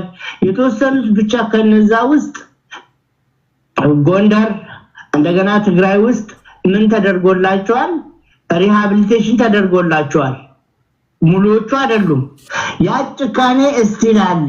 ያ ነው አሁን ቅድም ብለዋል ቴዲዬ። ምን ብለሃል? ህወሓት እንደ ድርጅት ወይም ብልጽግና እንደ ድርጅት አስፋራስ አንተ ፋንክሽን እስከምታደርግ ድረስ ነው እንጂ ዞር ካልክ አያስታውሱም። ሊያስቡ አይፈልጉም እና ያ የቀጠለ ነው። አሁን እሱ ብቻ እኮ አይደለም። ለምሳሌ ጅቡቲ ባህር ላይ ቴዲ ጅቡቲ ባህር ላይ ያሳ መጫወቻ የሆኑት እኮ ተጋሩ ወንድሞቻችን ናቸው። የወሎ አማራዎች ወንድሞቻችን ናቸው። ሳውዲ አረቢያ ሰሞኑን ያዘን ነው የተከዝነው ቦርደር ሲያሻግሩ ድራግ አሻገራችሁ ተብለው ባላወቁት ነገር አንገታቸው የተቀላው ወንድሞቻችን ናቸው። እነዛም እኮ የዚህ ውጤት ናቸው። ወደ ኋላ ሄደካሰብክ እኮ የኤርትራውያን ሞት እኮ ወንድሞቻችን ሞት ነው። እነዚህ ሰዎች ሻቢያ በል ወያኔ በል አሁን በቅርቡ ደግሞ ያለው ኢህአዴግ ውስጥ የበቀለው የአብይ አድሚኒስትሬሽን ምንድነው ያላቸው ዓላማ አንድና አንድ ነው። ልክ እንደ ሜክሲኮ እንዳለ ድራግ ሎርድ ፕሮፓጋንዳ ይሰራሉ። ምን ያደርጋሉ? ዓላማቸውን ለሚጠቀሙበት ሰውን ይይዛሉ። እንኖርለታለን እናደርገዋለን ለሚሉት ለፕሮፓጋንዳ ላለው ማህበረሰብ ግን ማለት ነው ቅንጣት ታክል ምን የላቸውም። እሺ ራራላቸው። እሺ ከልብ አመሰግናለሁ አድማጬ። እግዚአብሔር ያክብርልኝ። እግዚአብሔር ያክብርልኝ። እግዚአብሔር ጸጋ አብሮን ይሁን። ቴንኪው ቴዲዬ፣ በጣም ነው ማከብራ። አመሰግናለሁ። ቴንኪው ወንድሜ። እሺ እግዚአብሔር ያክብርልኝ። ቴንኪው። እሺ ክፉ እሺ ሌላ ሰው በዚህ በተለይ በወጣቶች አፈሳ ላይ ሀሳቦቻችሁን እንድሰጡ ነው። ሄሎ ጤና ይስጥልኝ። ሄሎ ድምጽ ትንሽ ታፍኗል። ሰላም ነው ቴዲ፣ እንዴት ነህ? አለሁ እግዚአብሔር ይመስገን። ትንሽ ሀሳብ ልሰጥ ብዬ ነው አሁን እያወራ የነበር ነገር ላይ ስላለው ይቻላል። በምን ጉዳይ ነው የምሰጠን? ስለ አሁን እየተሰቃዩ ያሉት ትግራይ ላይ በህዋት የሚሰቃዩት፣ ኦሮሚያ ላይ በኦነግና በብልጽግና የሚሰቃዩት፣ አማራ ላይ በፋኖና በአማራ ብልጽግና የሚሰቃዩት እያንዳንዱ እናንተ በቢቢሲ ስለተዘገበ የነሱን አያችሁት እንጂ ሁሉም ክልል ላይ ያለ ነው። ኦሮሚያ ውስጥ ፑል ቤት ገብተህ መጫወት አትችልም። እንዳለ ይዞ ወደ መከላከያ ነው የሚያስገቡ። መንግስት ማለት ነው ያሉት መንግስት ፑል ቤት እስከ ሰንዳፋ፣ ሰበታ፣ ቡራዩ እስከዛ ፑል ቤት የገባ ወጣት ከሆንክ ኦሮምኛ ተናጋሪ ከሆንክ ተይዘህ መከላከያ በግድ ትገባለህ። ገባ። የሚያፍሳቸው የብልጽግና መንግስት ነው። ያ የብልጽግና ያፍነዋል። ይሄ ከጫፍ እስከ ጫፍ ከሐረር እስከ ግዳሚ ከሰሜን ሸዋ እስከ ምስራቅ ወለጋ፣ ምዕራብ ወለጋ ሁሉም ቦታ እንደዚህ ነው። ግን የምታየው ዛሬ በቢቢሲ የትግራይ ስለሰማችሁት ነው እንጂ ቤተሰቦቻቸው በጫካ ያሉት ተገሎ የሞተ ሰውን ለመቅበር የሄዱ 60 ሰዎች እናንተ እንዴት ታለቅሳላችሁ? ኦነግ እናንተ ገሎ ተብሎ 60 ሰው በዱላ ትራክ ላይ ተጭኖ ወታደር አብር ያነሰው ወታደር እንዲሆን ተደርጓል። ይሄ በቢቢሲ አልተዘገበም። ህወሓት የሚያደርገው እነኝም ያደርጋሉ፣ ሁሉም እያደረጉ ነው። የሚያሳዝን ግን ወንድምህን ለመቅበር ሄደህ ወንድ አይደለ እንዴ? እንዴት ታለቅሳለህ? አንተ ሄደህ ታጥቀህ ጫካ ውስጥ ያሉትን አትገልም ተብሎ ወንድሙን እየገደለ ወንድምህን ራሱ መቅበር አትችልም። ይሄ ኦሮሚያ ውስጥ ወለጋ ውስጥ የሆነ ነገር ነው። በጣም የሚያሳዝን ለቀብር ሄደህ በግድ ወታደር ስትሆን ወንድምህን ለመቅበር ሄደህ የህወሓት እኮ አይገርምም። የእኛ የባሰ ነው። እኔ እንደ አንድ ኢትዮጵያዊ ወጣት ሁላችንም አንድ ላይ ሆነ ከድሮ ጀምሮ ከኃይለ ሥላሴ ከደርግ ጀምሮ ለስልጣናቸው ብሎ እኛን የሚበሉን እነኚህ ደም የሚጠጡ ባለስልጣናት ድርጅቶች ተነስተን አንድ ጥሩ ለኢትዮጵያ ሁሉ የሚያስብ ድርጅት መፍጠር አለብን ብዬ ነው የማስበው። ሁላችንም እየተጎዳን ነው፣ በጣም እየተጎዳን ነው። እነ ብልጽግናና እነ ህወሓት ሲዋጉ ያለቀው ወጣት ነው፣ ቤተሰብ ነው፣ ሴት ልጅ ነው የተደፈረችው። ግን መጨረሻ ላይ እነሱ ፕሮቶሪያ ሄዶ ይጨባበጣሉ፣ ይታቀፋሉ፣ አንድ ላይ ይሆናሉ፣ ይበላሉ፣ ሲጋራቸው አንድ ላይ ያጨሳሉ። የሞተው ህዝብ ግን ማንም አላሰበው። እናንተ የማትሰሙ ኦሮሚያ ውስጥ የሚደረግ ግፍ፣ አማራ ክልል ውስጥ የሚደረግ ግፍ፣ እኔ ኦሮሞ ልጅ ኦሮሚያ ውስጥ የሚደረግ በሁለቱም መስማት ራሱ የማትችል በውስጥ ነገር አለው። ግን በውጭ ሰው ነፍሱ ሳይወጣ እየተገረፈ የሚቀበርበት ሀገር ነው ወለጋ። የኦሮሞ ልጅ በኦሮሞ ባለስልጣናት በኦሮሞ ተዋጊ ነን የሚሉት ነፍሱ ሳይወጣ ወንድሜ ተቀብሯል። ነፍሱ ሳይወጣ ጠፋ ከካምፕ ተብሎ ለምን አይገረፍም? 16 ዓመት ልጅ እንደዚህ ነፍሱ ሳይወጣ ነው አፈር የመለሱበት። የህወሓት አይገርምም፣ የኛ የባሰ ነው። እያንዳንዳችን ቤት ውስጥ እያንዳንዳችን ጓዳ ውስጥ የማይነገር ግፍ ቤተሰቦቻችን ላይ ተደርጓል፣ እኛ ላይ ተደርጓል። እኔ ሁላችን ተነስተን ይሄንን ብልጽግና የሚባል ኦነግ የሚባል ህወሓት የሚባል ፋኖ የሚባል ለስልጣን ብቻ የሚሮጡት ለህዝብ አንድም ለህዝብ ደንታ የላቸውም። በሳምንት 100,000 1 ሚሊዮን እየከፈልን ቤተሰቦቻችን ለማትረፍ ሁሉም ይዞ ብር አምጣ ነው የሚሉ ተቸገርን። የማይነገር ሁሉ የሚሰሩብን እነኝህ ባለስልጣናት እነኝህ ስልጣን ፈላጊ ብቻ ለኦሮሞ ህዝብ አንድም ኬር የሚሰጥ የለም፣ አንድም የሚያዝን የለም። ለአማራ ህዝብም እንደዛው ለሁላችንም ወጣቱ ከሆናችሁ ለማንም እንዳትሞቱ፣ ለኦነግም፣ ለብልጽግናም፣ ለህወሓትም፣ ለፋኖም ለማንም እንዳትሞቱ ኑሩና ላይፋችሁን ቀይሩ። ለማንም መሞት አያስፈልግም። ውሸት ነው፣ ሁሉም ውሸት ሆኗል። እኛ ወንድሞቻችን እያየን በጣም የሚያሳዝን ወንድማችን ተገሎ ሀዘን እንዳንቀመጥ እንዳናለቅስ አሁን ድንኳኑን አፍርሱ ተብለናል። ዛሬ ተቀብሮ እንዳናለቅስ በቃ ከዚህ በላይ ምን አለ? ምንድነው የምትለው ወንድሜ? አንተ ምንድነው የምትለው? ምንድነው የምትፈልገው? ህወሓት ከዚህ የተለየ ምን ሰራ? ምንድነው? ሁላችንም እየቀመጥን እኛ ኢትዮጵያ ፓርቲ አንፈልግም። ወጣቶች አዲስ ፓርቲ ምንድነው? ጥይት የማይፈልግ ፓርቲ፣ ሰላም የሚፈልግ ሀገር ለመጠበቅ ብቻ ለውጭ ወራሪ ብቻ የሚሆን ጠመንጃ ነው የምንፈልገው። እኛ ግን እያደረግን ያለነው ለውስጣችን ብቻ እየተገደልንበት ነው በመሳሪያ። እኔ ይገርመኛል ለማን መሳሪያ እንደሚሰበስቡ በጣም መናገር አልችልም። ብዙ ቤተሰቦች ስለሞቱብን ምንም በቃ ያሳዝናል ያለንበት። ይሄ ደግሞ እያንዳንዱ ስፔሻሊ ወለጋ፣ ምስራቅ ሸዋና ወለጋ ውስጥ ያለው ነገር በጣም ግፍ ነው። እና እንኳን ኦሮምንም እና ኦሮሞ ሚዲያ የሆኑት ራሱ ረስቶናል። ወለጋንና ሸዋን ረስቶናል። ማንም ደንታ ያለው እንደፈለጉ ነው የሚገሉን ሁለቱ። እና ቴዲ በጣም አመሰግናለሁ። ቴንክ ዩ ከልብ አመሰግናለሁ ወንድሜ። በጣም ብዙ ሰዎች ነው ያደመጡ። እግዚአብሔር እንግዲህ እሱ እንግዲህ እጆቹን ይዘርጋል። ምን ይባላል እንግዲህ ያው እግዚአብሔር በሰቡ ነው የሚሰራው። ሌሎች ኢትዮጵያውያንም ዝም ማለት የለባችሁ። ይሄን እንዴት ማድረግ እንዳለባችሁ እንግዲህ ፖለቲከኞች፣ እናንተ ወጣቶች፣ ኢትዮጵያውያን በሙሉ በጋራ መነጋገር አለብን። ከልብ አመሰግናለሁ አድማጭ፣ እግዚአብሔር ያክብርልኝ። አመሰግናለሁ። እሺ፣ በጣም ያሳዝናል የተናገረው ንግግር። ስልኩን ልዝጋው። ነገ በጊዜ ይገባለሁ። በዚህ ጉዳይ ላይ በሰፊው እናወራለን። ፖለቲከኞችን አስገብቼ አሁን አላስገባኋችሁም። ከልብ ይቅርታ ጠይቃለሁ። ሰዓት ስለሄደብኝ የሁላችሁም ድምፅ መሰማት አለበት። የመንግስት ድምፅ ብቻ እዚህ አትሰማም፣ የተቃዋሚ ብቻ አትሰማም። ሁሉም ኢትዮጵያውያን ድምፃቸውን በነፃነት ማሰማት አለባቸው።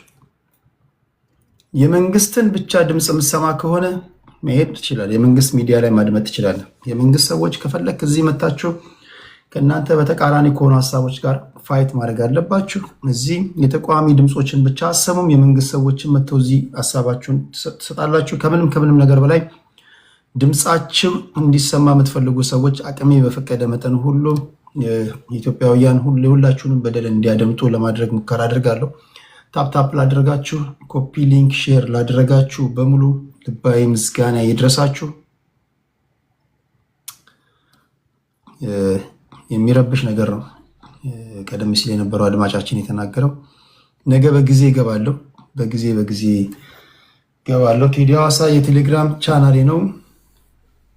የምገባበትን ሰዓትና የመወያ አጀንዳዎችን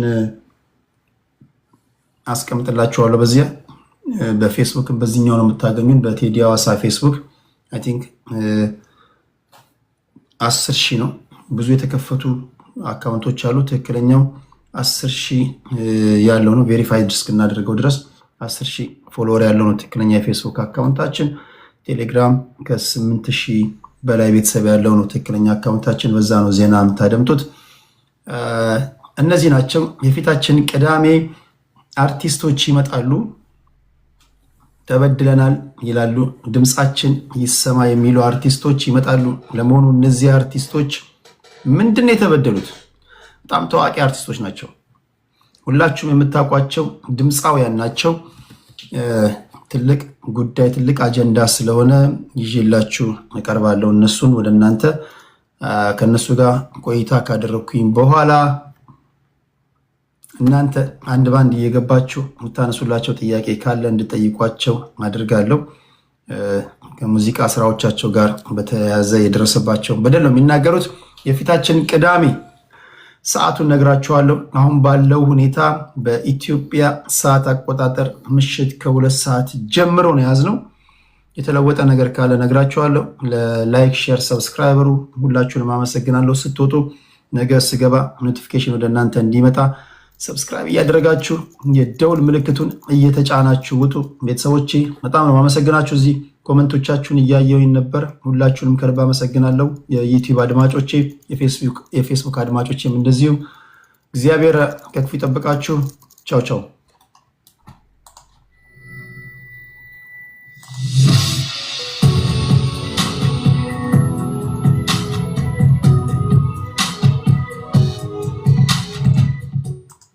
እዚህ ቲክቶክ ላይ ያላችሁ ከልብ ነው ማመሰግናችሁ።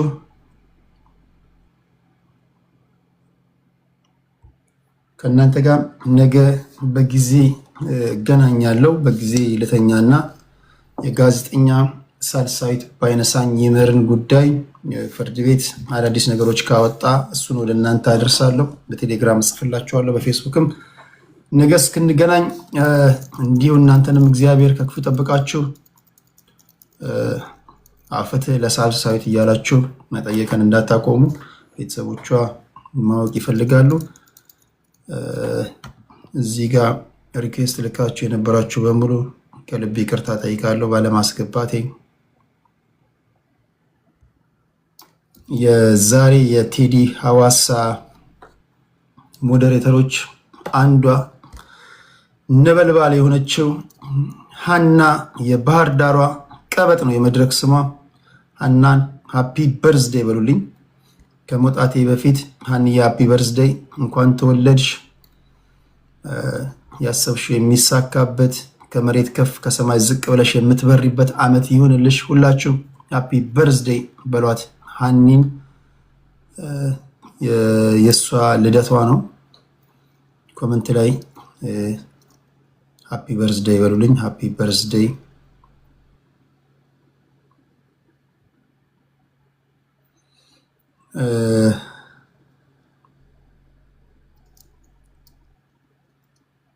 እሺ አልተገናኘንም። ሄለንን አላናገርኳትም። በማንኛውም ሰዓት በሚመቻት ሰዓት ግን ንገሯትና መታ መናገር ስለሆነው ነገር ስላለው ነገር ስለተፈጠረው ነገር ማስረዳት በችል ደስ ይለናል። ኮንታክት አድርጓትና አሳውቁኝ።